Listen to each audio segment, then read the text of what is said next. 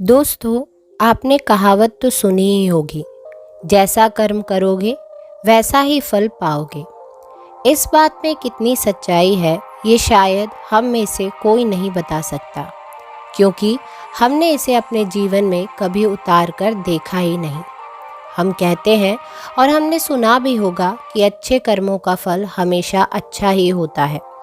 लेकिन मेरा आपसे एक सवाल है कि क्या आप इस पर पूर्ण रूप से विश्वास कर सकते हैं? लेकिन एक बार ज़रा के लिए सोचिए। आप एक प्रयोग के माध्यम से अगर ये समझ लेते हैं कि कर्मों का फल कैसे मिलता है, तो शायद आपकी सारी शंकाएं हमेशा के लिए ख़त्म हो जाएं। क्योंकि इंसान को आंखों देखी बातों पर पूर्ण रूप से विश्वास बहुत जल्दी हो जाता है और हम उस पर विश्वास भी कर लेते हैं। लेकिन दूसरी तरफ अगर हमने उसे नहीं देखा है तो हम उसे अंधविश्वास ही कहेंगे। तो आज की यह कहानी हमें कुछ ऐसा ही ज्ञान देने वाली है। आज आपको ये पता चलेगा कि कर्मों का एक ऐसा विज्ञान भी है जिसे जानने के बाद आप अपने कर्मों के माध्यम से अपने जीवन में सफलता हासिल कर सकते हैं। आपका दिमाग भी ये मानने पर विवश हो जाएगा कि कर्मों का फल अवश्य मिलता है। इस कहानी को शुरू करने से पहले मेरी आप लोगों से एक छोटी सी विनती है। यदि आप हमारे चैनल पर नए हैं तो चैनल को सब्सक्राइब और घंटी बटन ज़रूर दबा दीजिएगा। एक समय की बात है, किसी नगरी में एक महान बौद्ध भिक्षु रहा करते थे।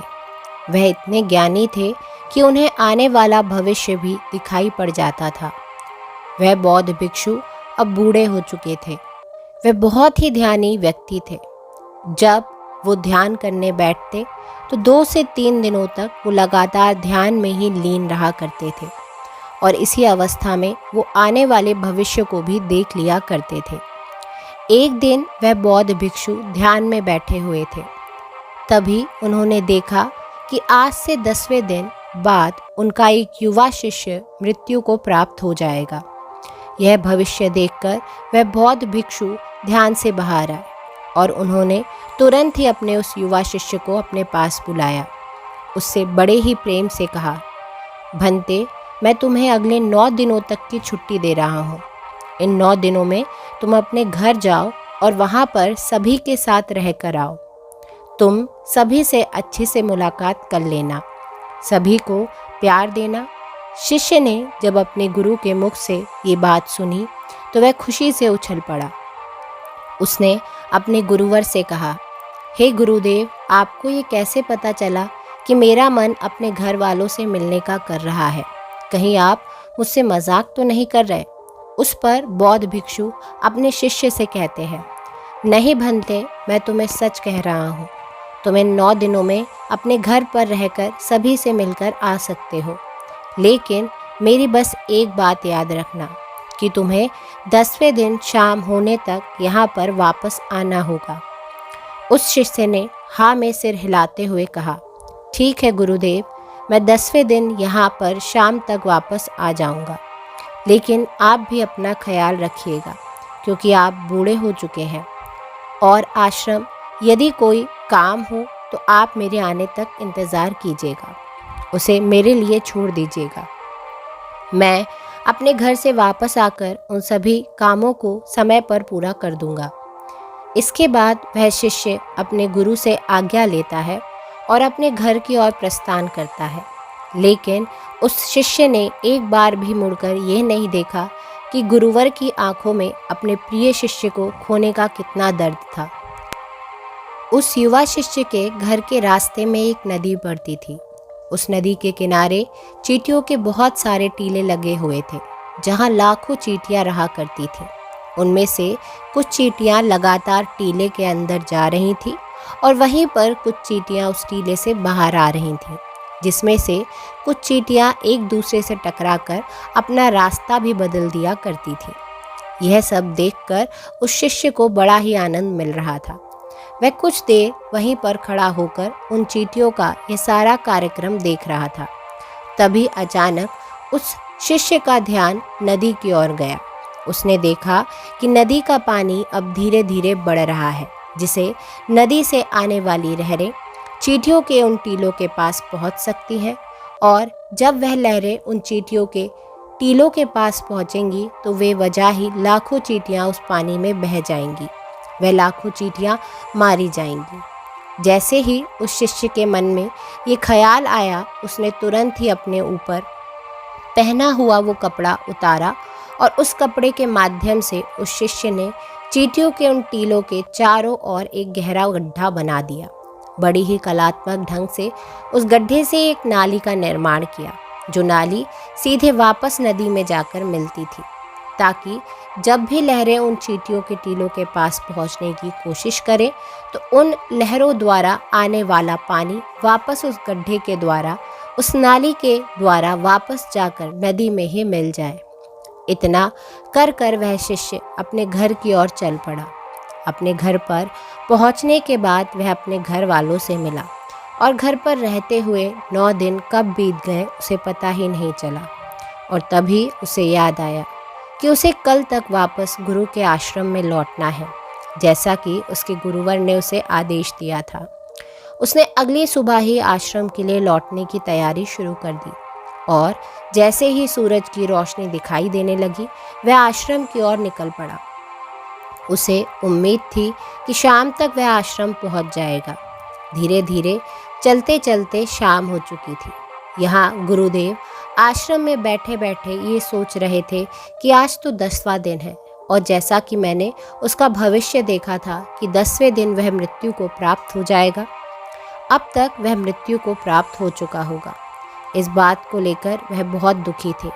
वह मरने से पहले आखिरी बार अपने उस प्रिय शिष्य को देखना चाहते थे। वह ये सोच ही रहे थे कि कम से कम आखिरी बार ही सही मैंने अपने प्रिय शिष्य का मुख तो देख लिया होता। वह इसी चिंता में बैठे हुए थे। वह ये सब सोच ही रहे थे कि तभी अचानक दूर से उन्हें कोई आता हुआ दिखाई पड़ा। उन्होंने बड़े ही गौर से देखने की कोशिश की, और जब उन्होंने देखा तो वह चौंक गए। उन्हें क्या पता चल चुका था कि उनका शिष्य आश्रम वापस लौट रहा है। गुरु से रहा नहीं गया। वह तुरंत अपने आसन से उठे और दौड़कर जाकर अपने उस शिष्य को गले से लगा लिया। लेकिन अभी भी वो अचंभित थे। आज 10वां दिन होने के बाद भी उनका शिष्य जीवित कैसे है, वह ये सब कुछ जानना चाहते थे। उनका देखा हुआ भविष्य कैसे गलत हो गया। उन्होंने अपने शिष्य से कहा कि जब तुम यहाँ से गए थे तो इन 10 दिनों में तुमने क्या क्या किया, मुझे बताओ। तब शिष्य ने चींटियों वाली वो कहानी अपने गुरुवर को सुनाई। कहानी सुनते ही उन गुरुवर को ये समझ आ चुका था कि उनके इस शिष्य ने उन लाखों चींटियों की जान बचाई थी, और इसी नेक काम के परिणाम स्वरूप उनके शिष्य को एक लंबा और खुशहाल भरा जीवन प्राप्त हुआ। अपने प्रिय शिष्य के मुख में इन सारी बातों को सुनने के बाद गुरुवर के मुख से अनायास ही निकल पड़ा, कर्म लौट कर अवश्य आता है। शिष्य ने गुरुजी की इस बात को सुना, लेकिन वो इस बात को समझ नहीं पाया। इसलिए उस शिष्य ने अपने गुरुवर से पूछा कि आप क्या कह रहे हैं। तब उन गुरुवर ने अपने उस शिष्य को वह सारी बातें बता दी जो उन्होंने ध्यान में बैठे हुए देखी थी। जब शिष्य ने वह सारी बातें सुनी तो उसके मन में एक सवाल जगा। उसने अपने गुरुवर से कहा, हे गुरुवर, जब आपको ये सारी बातें पहले से ही पता थी, जब आपने ध्यान में ही ये सब पहले ही देख लिया था, तो आपने मुझे इसके बारे में क्यों नहीं बताया। जब आपको ये पता था कि कर्म इस तरह से काम करते हैं, तो आपने मुझे पहले ही कोई अच्छा कर्म क्यों नहीं करवाया, ताकि मेरे आने वाली मृत्यु जो है वो टल जाए। कृपा करके मुझे ये बताइए कि आपने ऐसा क्यों नहीं किया। मैं तो अनजाने में ही उन चींटियों की मदद कर बैठा, जिसके परिणाम स्वरूप आज मैं आपके सामने जिंदा खड़ा हूँ। लेकिन ये काम आप मुझे बताकर भी तो करवा सकते थे, तो फिर आपने ऐसा क्यों नहीं किया। इसके पीछे का क्या कारण है। अपने उस युवा शिष्य की इस बात को सुनकर वह गुरु मुस्कुराने लगे और कहते हैं कि भंते, यदि मैं तुम्हें इसके बारे में बता देता तो तुम्हारे मन में एक लालच होता और तुम अपना जीवन बचाने के लिए यह कर्म करते।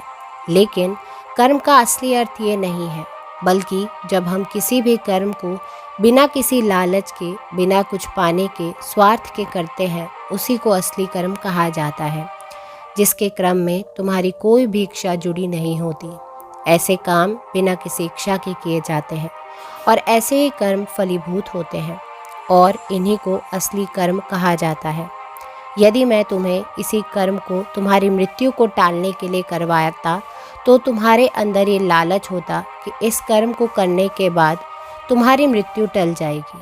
तुम अपनी जान बचाने के मकसद से इस कार्य को करते और तुम जब इस मकसद को पाने के लिए करते तो इसमें तुम्हारा लालच भी जुड़ा होता, जिसके परिणाम स्वरूप तुम्हें उस कर्म को पूरा लाभ नहीं मिल पाता। हम इंसानों के कर्मों का एक बहुत ही छोटा सा सिद्धांत है कि किसी भी कर्म को यदि आप बिना किसी लालच के, बिना स्वार्थ के करते हैं तो वही असली कर्म कहलाता है। अर्थात किसी भी कर्म को पूरा मन लगाकर कीजिए, लेकिन उसके बदले में यह मत सोचिए कि उसका परिणाम क्या होगा, इसका फल हमें क्या मिलने वाला है। तुमने देखा होगा कि अक्सर जब कोई व्यक्ति दान करता है तो उसके साथ उसका मन भी जुड़ा होता है। वह दान करते वक्त ये सोच रहा होता है कि यदि मैं आज दान करूँगा तो भगवान मेरे साथ अवश्य ही अच्छा करेंगे, मुझे अच्छे फल मिलेंगे। और इसी तरह वो ज़िंदगी में बहुत सारे अच्छे कर्म इसी तरीके से करता है, जिसके परिणाम स्वरूप हमें उस कर्म का पूरा लाभ नहीं मिल पाता। और बाद में हम ये सोचते हैं कि हमने तो अच्छे कर्म किए थे, लेकिन उन कर्मों का कोई फ़ायदा हमें क्यों नहीं मिला। कर्मों का सिद्धांत एक मिथ्या है, एक झूठ है। ज़रा आप खुद एक बार के लिए सोचिए, जब आप किसी मंदिर में जाते हैं तो आपके मन में कुछ ना कुछ पाने की इच्छा अवश्य रहती होगी। आप सोचते हैं कि यदि मैं आज भगवान के सामने हाथ जोड़कर ये मांग लूँगा तो मुझे वो अवश्य मिलेगा। आज मैं भगवान की पूजा करूँगा तो इसका फल मुझे अवश्य ही अच्छा मिलेगा। जब आप मंदिर के अंदर जाते हैं, प्रार्थना करते हैं, अपने दोनों हाथ जोड़ते हैं, आंखें बंद करते हैं, भगवान को ध्यान करने की बजाय आप अपने मन में उन इच्छाओं का ध्यान रखते हैं, तो क्या आपकी यह प्रार्थना स्वीकार होती है? नहीं, क्योंकि प्रार्थना तो वही स्वीकार होती है जो मौन रूप से की जाती है, जिसमें आपके मन में कोई भी इच्छा ना हो। आप उस समय केवल पूरे मन से भगवान को धन्यवाद करते हैं उन सभी चीज़ों के लिए जो आज तक आपको भगवान ने दी है, और वो भी बिना किसी स्वार्थ के। ऐसे ही प्रार्थनाएं स्वीकार होती हैं। जब आप मंदिर में जाएं तो आपको एक भिखारी नहीं बल्कि एक राजा की तरह जाना चाहिए, ताकि आपके पास, आपके मन को ये लगे कि आपके पास वो सब कुछ है जो भगवान ने आपको दे दिया है, और उसके लिए आपको भगवान का धन्यवाद करना चाहिए। तभी आपकी प्रार्थना स्वीकार होगी। लेकिन ऐसा करना भी थोड़ा सा मुश्किल है, क्योंकि जब भी हम कोई भी काम करने की कोशिश करते हैं तो सबसे पहले हमारे मन में उसके फल की चिंता अवश्य होती है। आपके मन में यह भी सवाल अवश्य होगा कि मैं ऐसा क्या काम करूं जिससे मैं अपना मन चाहा फल प्राप्त कर सकूं। इसलिए जब भी आप भगवान को ध्यान कर रहे हो तो अपने मन में कोई इच्छा ना रखें। अपने मन को मौन बनाने की कोशिश करें, अपने मन को शांत बनाए रखें और वर्तमान में रहकर बिना भविष्य की चिंता किए बस कर्म करते जाएं।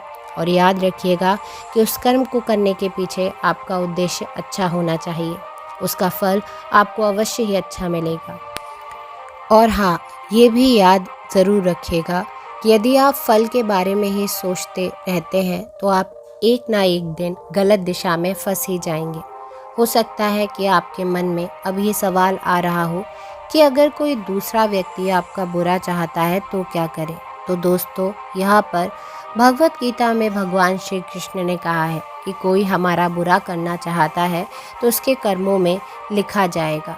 हम क्यों भला किसी का बुरा सोचकर अपने कर्म और अपने वक्त को खराब करें। अर्थात जो भी कर्म उसने किए हैं उसकी सज़ा उसे मिलेगी। आप अच्छी सोच रखिए, अच्छा उद्देश्य रखिए और अपने कर्म को करते जाइए, क्योंकि दोस्तों, कर्म ही वह फसल है जिसे इंसान को हर हालात में काटना ही पड़ता है। इसलिए हमेशा अच्छे बीज बोएं ताकि फसल भी अच्छी हो। उम्मीद है कि आपने आज इस वीडियो से ज़रूर कुछ ना कुछ सीखा होगा।